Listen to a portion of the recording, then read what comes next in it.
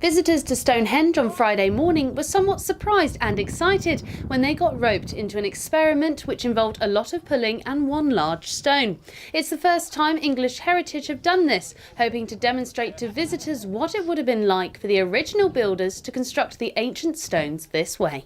We believe that the people who built Stonehenge must have been quite a coordinated community. It must have taken a lot of people all working together for a long period of time to achieve what they achieved. So we want to see if we can recreate it and also to learn something for it. I've had a go myself. It's really hard work, but it's a lot of fun. And it gives you a really good understanding of how the people who built Stonehenge would have worked together to make it happen.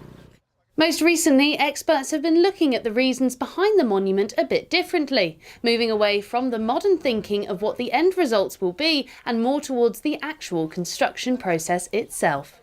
What we know from ethnographic records for other societies where in recent times they've still practiced stone raising and moving activities, so this is places like Indonesia and Madagascar and India, is that the ceremony of moving a stone is a huge thing. Everybody gets dressed up in fancy clothes and there's feasting and sacrifices and all kinds of things happen as well as moving the stone. So we shouldn't just think about it in really modern terms about how do you just construct the monument, but much more about the social processes of getting everybody together and helping to move a stone. Is about showing off and showing the wealth and the power of the community.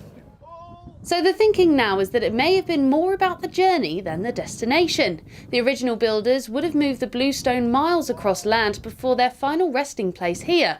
Visitors are demonstrating what English Heritage say is the coming together of people for a common goal, which in Neolithic times would have been topped off with a feast and a celebration. We might think of it in a sort of competitive type way, so these people are in competition with other people who are building monuments elsewhere, or perhaps even people, bringing themselves together so that they build their sense of community, their identity, and they're really kind of, they're not at war with each other, they're at peace, they're building a project, and it's sort of creating that sense of community. It took a fair while to move and raise the stone, but it was eventually completed, albeit askew. But English Heritage say they hope it's an experience for anyone that takes part to get them thinking about its history and the site's anniversary year. This year is 100 years of Stonehenge being gifted to the nation, and it's 100 years of care and conservation of the monument under English Heritage. So we've got a programme of lots of special events to mark the occasion. We've never done something like this here at Stonehenge, so we thought this would be a perfect way to get people together to create a celebratory atmosphere on this very special year for us. The public are being encouraged to come and take part this weekend, the 10th and 11th of March, to see if they're up for the challenge.